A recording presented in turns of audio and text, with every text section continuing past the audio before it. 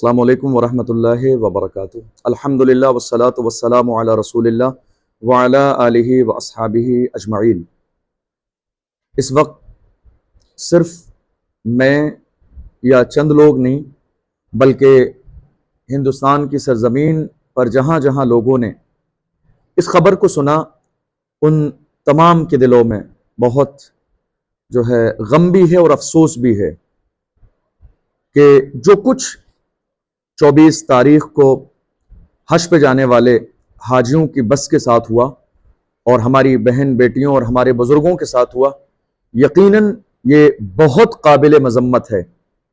24 تاریخ کو ہمارے بہت سارے بھائی کوٹا کی سرزمین سے رات کو تقریباً 10:30-11 بجے جب جے پور ایئرپورٹ کے لیے روانہ ہوئے، جو حج کے مبارک سفر پر جا رہے تھے، تو کچھ شرپسند عناصر، کچھ گنڈے اور موالی ٹائپ کے لوگ جو حقیقت میں یہ چاہتے ہی نہیں ہیں کہ ہمارے ملک میں پرامن فضا قائم رہے، جو یہ چاہتے ہی نہیں ہیں کہ سکون کا ماحول ہو،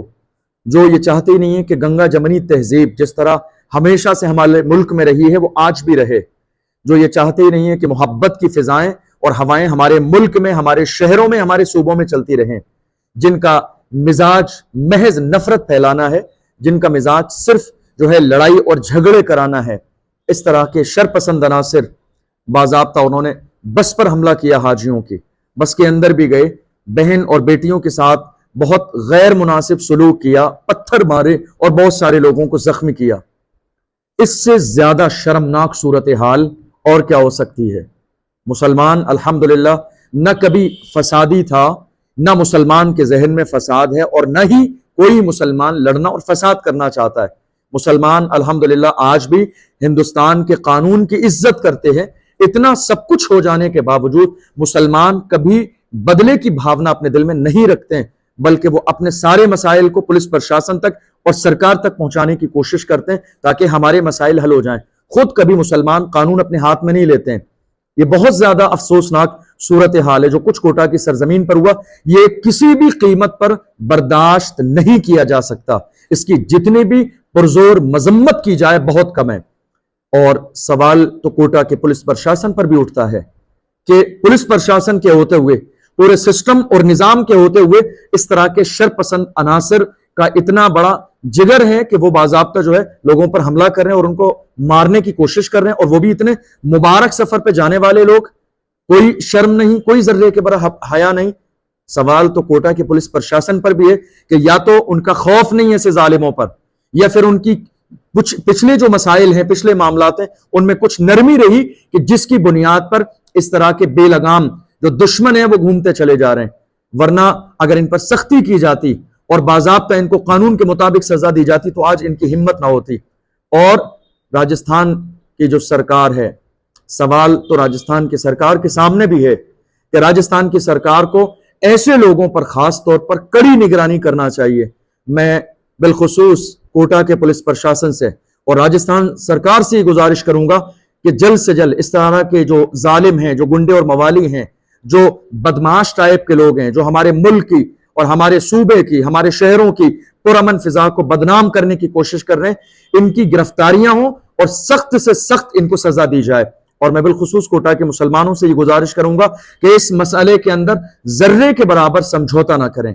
کسی بھی قیمت پر سمجھوتا نہ کریں، بلکہ کوشش کریں کہ اس طرح کے تمام لوگ گرفتار کیے جائیں اور یہ جانچ کی جائے کہ ان گنڈوں کے پیچھے آخر وہ کون سا ماسٹر مائنڈ ذہن ہے کہ جو اس طرح کے ماحول کو پیدا کرنے کی کوشش کر رہے ہیں۔ اور بالخصوص جن بھائیوں کے لیے جن کو چوٹ لگی، جو زخمی ہوئے، میں ان کے لیے دعا بھی کروں گا، اللہ انہیں جلد از جلد شفائے کاملہ و عاجلہ عطا فرمائے۔ جو حج پر جانے والے تھے، اللہ ان کے سفر کو مبارک فرمائے اور ان کے حج کو اپنی بارگاہ میں قبول فرمائے۔ کوٹا کے تمام مسلمانوں سے گزارش کروں گا کہ اس مسئلے میں ذرے کے برابر آپ سمجھوتا نہ کریں، اس لیے کہ ظلم کے خلاف جتنی دیر سے کھڑے ہوں گے، ظلم کا مقابلہ کرنا اتنا ہی مشکل ہو جائے گا۔ اور میں گزارش کروں گا راجستھان سرکار سے کہ یہ حج پہ جانے کا موقع ہے، اس موقع پر ہر علاقے میں سیفٹی کا انتظام کیا جائے کہ جہاں بھی، اور بلکہ پورے ملک ہندوستان میں ہندوستان کی سرکار سے گزارش کروں گا کہ ہندوستان کے الگ الگ شہروں سے لوگ حج کے لیے جاتے ہیں باضابطہ ان کے لیے سیفٹی کا انتظام کیا جائے کہ لوگ اپنے گھروں سے رات میں صبح میں جب بھی نکلیں بسوں کے ذریعے اپنی گاڑیوں کے ذریعے کسی بھی طرح ان کے ساتھ کوئی بھی زیادتی نہیں ہونا چاہیے. یہ ہر صوبے کی سرکار کی اور بالخصوص ہمارے ملک ہندوستان کی سرکار کی ذمہ داری ہے. جو کچھ ہوا وہ کسی بھی قیمت پر قابل قبول نہیں بلکہ لائق مذمت ہے.